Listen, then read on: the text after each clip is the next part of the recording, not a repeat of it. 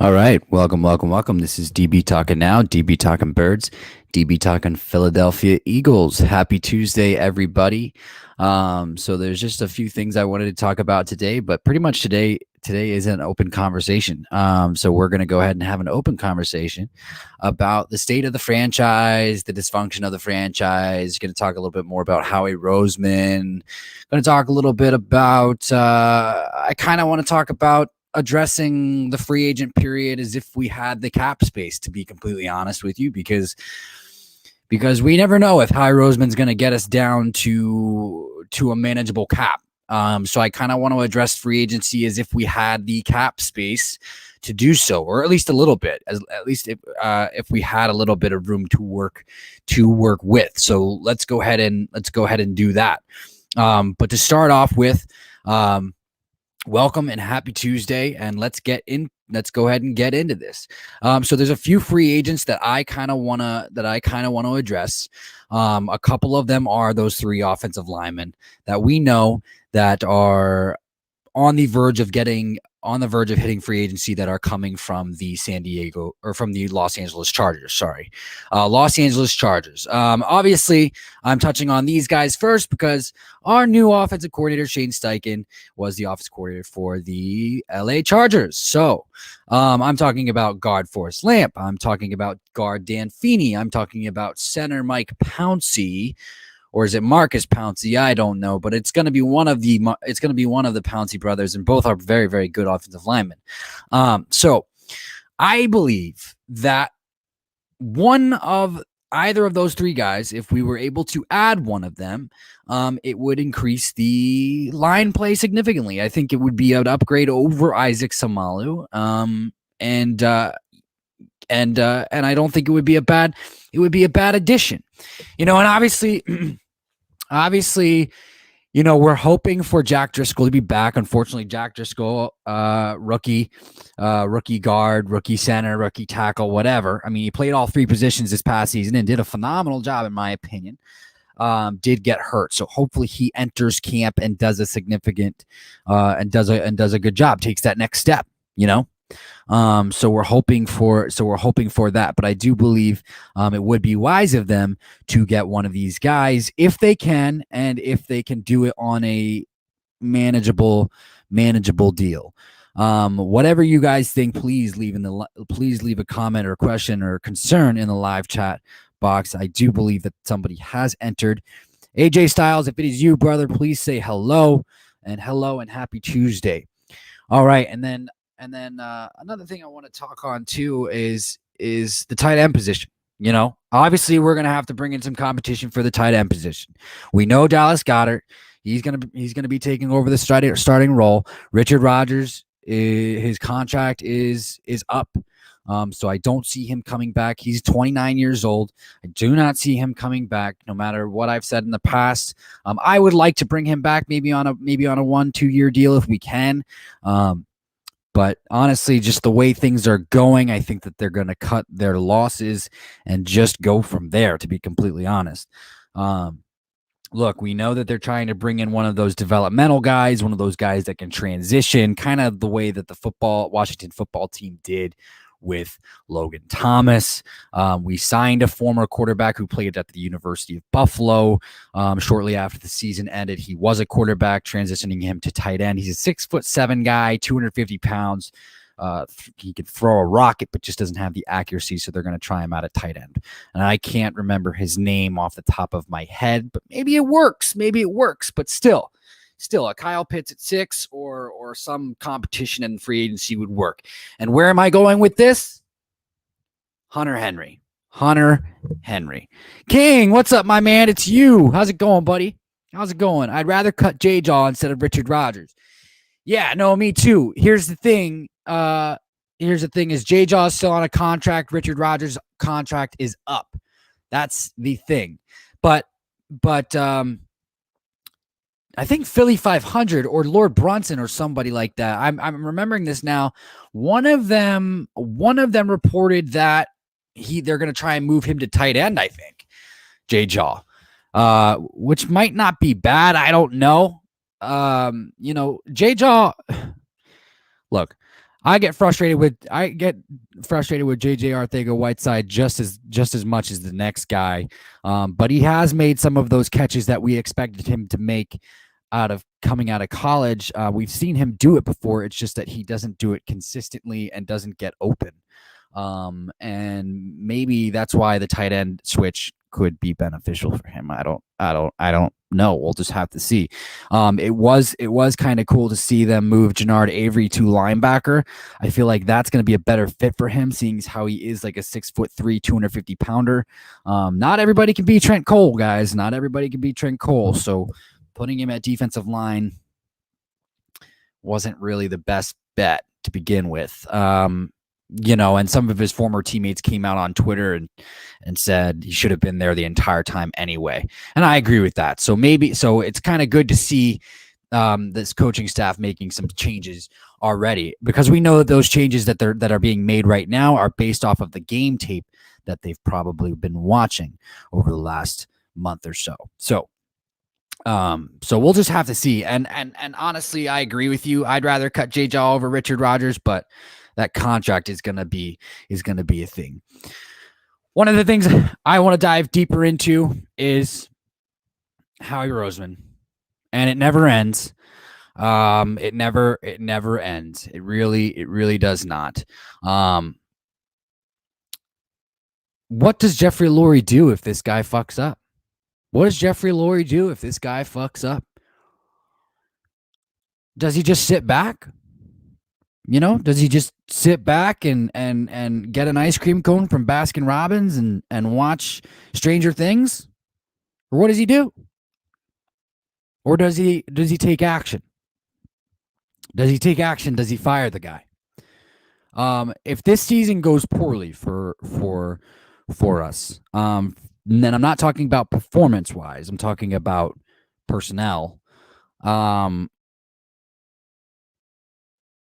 I want you to get started. Please, King, get started. King says, don't get me started with both of them. No, I want you to get started. Please do. Because if this season goes bad from a personnel standpoint, there's only one man to blame. There will be only one man to blame. And it will be Howie Roseman. It will have to be Howie Roseman. You know what I mean? Here's the thing too, is a phenomenal thing is this. There's always a scapegoat. He's always able to find a scapegoat. And he's been doing it since he has taken over, since Andy Reid has left. And he's taken over. This season, it just happened to be the entire coaching staff. Carson Wentz wasn't supposed to be one of the scapegoats. Carson Wentz decided to get the fuck out before he was one of the scapegoats. And so that's why I say good for Carson. Zach Ertz is partially a scapegoat. The entire coaching staff obviously is a scapegoat. In years past, Mike Groh was the scapegoat. Now, granted, Mike Groh did not do a good job, but they started to put some stuff together. That's the thing is when Mike Groh was offensive coordinator, they started to put stuff together towards the end of that season, 2019. Carson Wentz went on that 4-game winning streak and led us into the playoffs with Mike Groh as offensive coordinator. We have to remember that.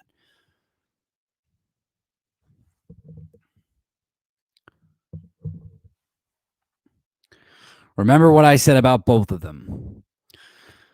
Look, yes, I do. We agree. So I'm sure, King, anything that I say, or anything that anybody says, as long as it's negative about Howie Roseman and Jeffrey Lurie, I'm sure we're all agreeing. Yeah, he needs to get the fuck out. Agreed. Roseman is the vial that lives in this organization, the dysfunction that lives in this organization, the corruption that lives in this organization. It is all within the little Brooklyn mind of Howie Roseman. I have nothing against Brooklyn, so any Brooklynites who decide to join, please do not take offense to that. I lived in Brooklyn. I love Brooklyn. So and I love what James Harden is doing with the Brooklyn Nets. So, uh, uh so there's not going to be anybody else to blame. Who would be the scapegoat? Nick Sirianni? Nick Sirianni would be the scapegoat. Maybe that's it. Maybe that's the choice. Maybe that's the choice for choosing a guy like Nick Sirianni. Maybe that's the choice for choosing all these younger coaches. You know, you can claim fault for them being so young. Oh, they're not experienced enough. Oh, they weren't ready. We thought that they were ready when they weren't. They're just a little bit green. You know what I mean? I've gotten that before. You know, with a specific job or two. You know, back when I was like 23 or 24. You know, I've gotten that before. And granted, those potential employers were correct in that specific field. They wouldn't be to this day, but they were at the time. So he'll do it again and again as long as he doesn't have to take fault. And there's something great that Philly 500 said, which is this is Howie vision, and I love it because he's taking it's a play on words. I think this is what he was. I think that this is what he was going for, which is the Wanda vision, which was phenomenal. And it is. It's Howie vision. Who knows what the fuck that we're going to do with pick 6 because this is Howie's vision. Who knows what we're going to do with pick 37 because it's Howie's vision.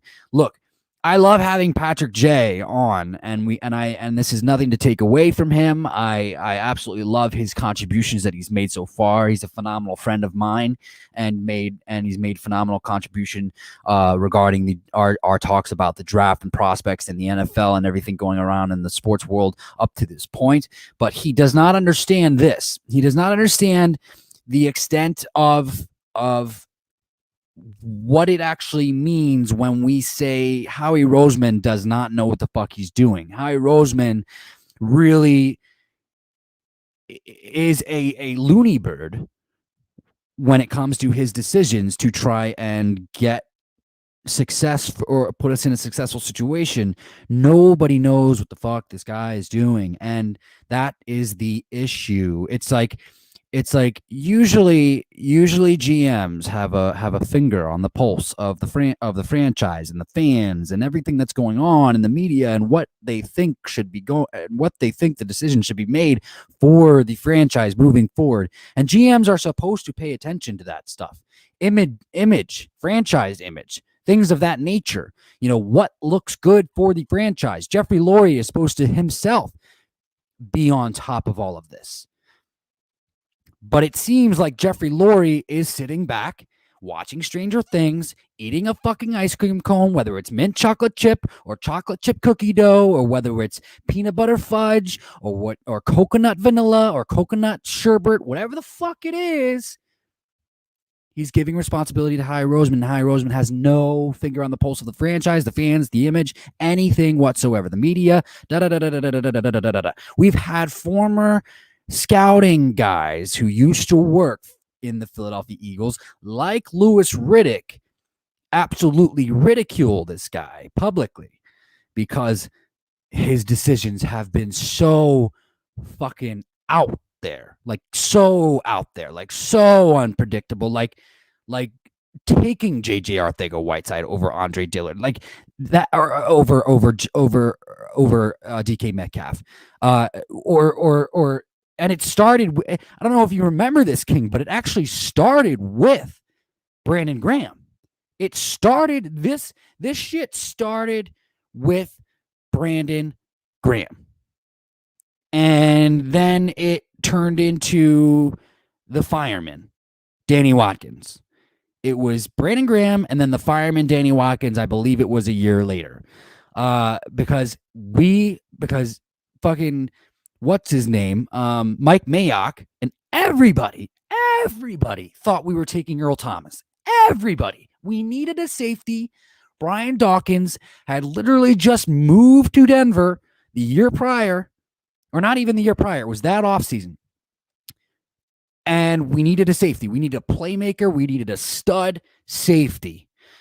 And they reached for Brandon Graham. And it was a mistake.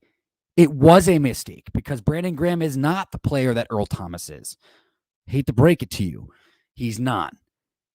Brandon Graham is Derek Barnett is another Brandon Graham.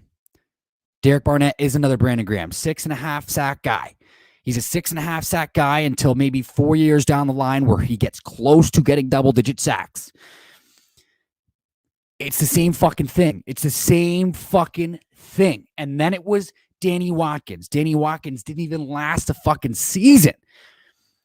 Marcus Smith was the same fucking guy. That wasn't a Chip Kelly guy. Look,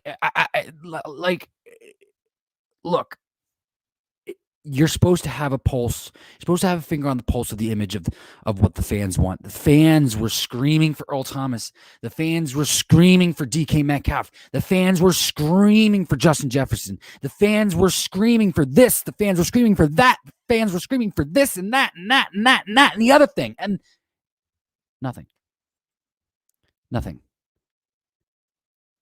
Like, the fans would have done a better job over the last 3-4 years than Howie Roseman has done. If Howie Roseman had listened to the fans over the last 3 or 4 years with the first round picks and the second round picks, we wouldn't even be fucking talking about this right now. And that's what put salt on these fucking wounds. That is what put salt on these fucking wounds. Is that we knew the answer. We saw it before it fucking happened. We knew Justin Jefferson was going to be a fucking beast. Yeah, were we concerned about him being a slot guy? Yes, but those concerns didn't come up until a couple days before the draft. They really didn't. And nobody who actually knew what they were talking about was concerned with it. Why? Because look at the dude's fucking size and speed. There's no way that he was just going to be a slot guy. Made no sense. It made no sense.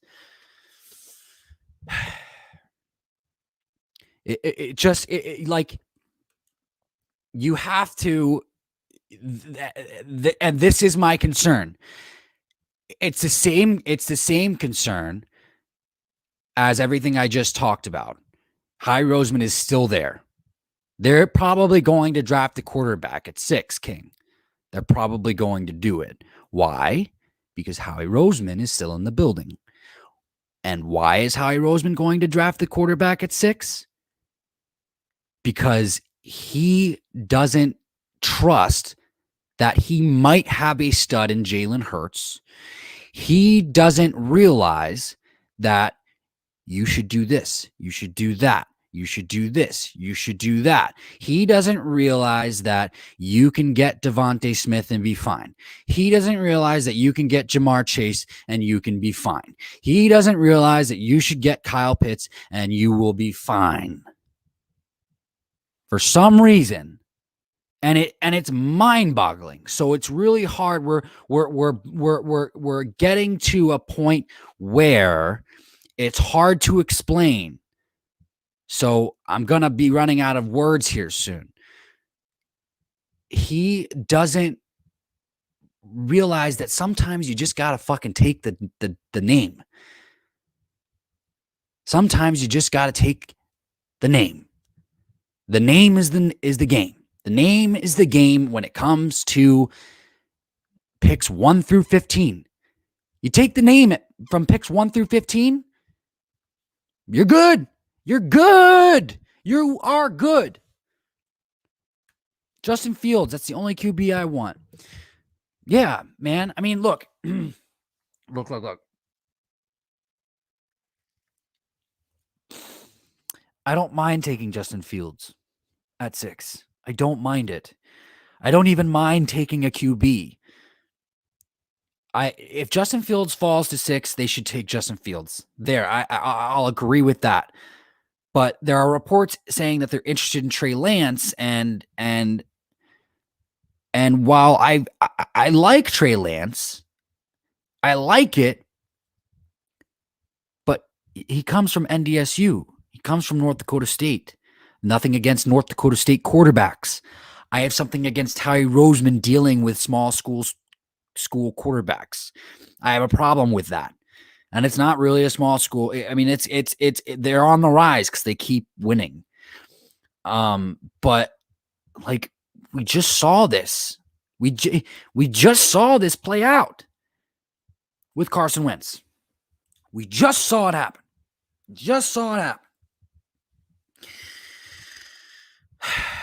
Like I look, they can take.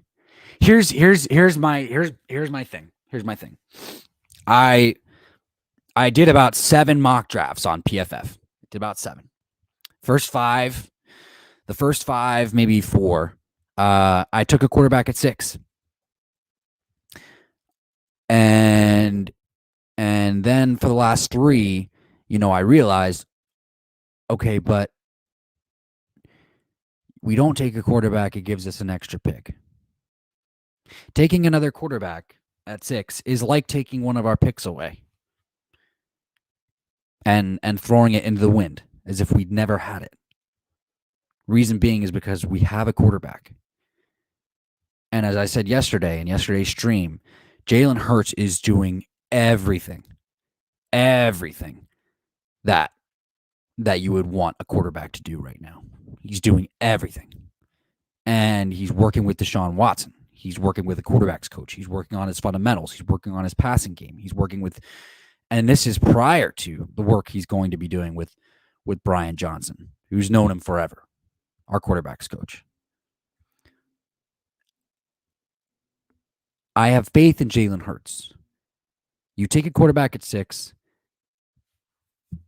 you take away the ability to address a need there. And then you can take a cornerback, and then you can take a cornerback or any other position of need with pick 37. Any other one. It could literally be any other position because we have so many, and it would be fine. You want to take Najee Harris at 37? Take Najee Harris at 37. And fans would love it. Running back out of Alabama, Najee Harris would be great. Miles Sanders and Najee Harris. It would be phenomenal. We would love it. It doesn't fucking matter what you do with pick 37. Just make sure you get the right fucking guy. Don't reach. There's going to be plenty of talent there. Like they didn't need to take Sidney Jones, and they did. I understand Sidney Jones was supposed to be a top-level cornerback, and he probably would have been if Jim Schwartz knew how to fucking use his secondary. And he doesn't. And I wonder if we're going to get better play from Jalen Mills. I think they're going to move Jalen Mills back to cornerback, and I think they're going to resign Jalen Mills on a cheaper deal. And I bet you this, King. I bet you if they move him back to cornerback, they're going to get better play from Jalen Mills because he will have help over the top. Plain and simple. Like I love the defensive scheme that Jonathan Gannon's going to bring to this team, and it's going to be cool. It's going to be really cool. It's going to be, we're going to see defensive line, some athletic defensive linemen have the ability to drop into coverage.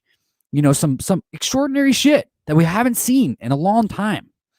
We're going to see some linebacker blitzes. Like we're going to see some cool stuff. We saw some linebacker blitzes from Alex Singleton, and Alex Singleton got home on quite a few. Alex Singleton was a bright spot, and I love that. Josh Sweat was a bright spot, so I expect Josh Sweat to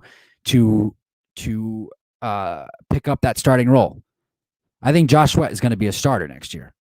He picked up 8 sacks. It went under the wire, but he picked up 8 sacks. Yeah, I know you really want Jamar Chase. Look, Jamar Chase, Devontae Smith, Kyle Pitts, either one of them at pick 6. There's so many routes you could go. Here's the thing, and here's the thing. It would be a screw up to draft the quarterback because you could literally take Micah Parsons, despite the character issues, and it wouldn't be a whiff. You could take Caleb Farley. It wouldn't be a whiff. You could take Patrick Surtain. It wouldn't be a whiff. You could take Devontae Smith, Jamar Chase, Kyle Pitts, Penei Sewell. You could take Darisaw. You could take the other offensive lineman. You could literally take anybody there. One of those guys. I'm not going to name any more because that's enough. That is enough. And you want to know why? It wouldn't be a whiff. Because you would be doing what the fans asked you to do. And the fans will say this. Well, it's a shame that he didn't pay off. But, that's the guy that we wanted. That's the guy that we wanted. And then our blame on Howie wouldn't be doubling down. Like I said, with previous picks, Howie Roseman didn't choose the guy that we wanted him to, and we knew who would work out. And that is the salt on the wounds. 95% that they pick a QB at 6. Yeah, it's going that way. I mean, they were at Trevor Lawrence's pro day, dude. They were at Trevor Lawrence's pro day. So they're looking at quarterbacks. And they might even be trying to trade up for Trevor Lawrence. We don't know. He's so unpredictable, dude. And that's why I brought this up when Patrick J and I were talking about it.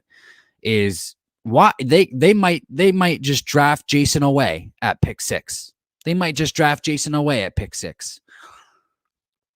Edge rusher Jason Away out of Penn State. And in fact, in my first mock draft, I did that because I was like, nope, I want to try and keep this as real as possible. So I'm going to choose pick 6. I'm going to make it a Howie pick. And he's going to reach for Jason Away at pick 6. Or Kwity Paye out of Michigan. That would be a Brandon Graham pick. But Kwity Paye might turn out to be better than Brandon Graham. So there's that. But we'll just have to see. We will just have to see. And it's going to be, look, he can't do anything. But like Philly 500 said, this is Howie vision. And we have to play the game. As Eagles fans, we have to play the game, unfortunately. And until he's gone. And that's the part of me that kind of wants him to take a quarterback, dude, because if he takes the quarterback at 6 and Jalen Hurts plays poorly, then they'll bring in the quarterback that they drafted at pick 6. And if that quarterback plays poorly, Howie Roseman's going to be out the door. Either way, they take a quarterback at pick 6. Howie Roseman doesn't know how to nurture franchise quarterbacks, obviously, as we've seen. And he's building his own coffin right now. The other thing too that I wanted to say too is, and this is regarding Carson Wentz. Frank Reich got to watch from a distance all the mistakes that we made in regards to Carson Wentz. Frank Reich, Frank Reich is going to be able to do everything right when it comes to Carson Wentz. He's going to be able to do everything right because he spent time. He spent time making sure that he was prepared to not make those same mistakes that he watched Howie Roseman and Doug Peterson make. And it makes me wonder if Frank knew that Doug and Howie were going to fuck this thing up. Makes me wonder that. It really does. It really does. But hey, this is DB Talking now, DB Talking Birds, DB Talking Philadelphia Eagles King. It's always great to have you on, my friend. Happy Tuesday. Stay safe, stay healthy, and please go check out the merch store, streamlabs.com/DB Talking Now/merch. I have the new DB Talking Now vintage hat up. It's got different colors, so it's pretty freaking cool. But yeah, stay safe, stay healthy, and go Birds, baby.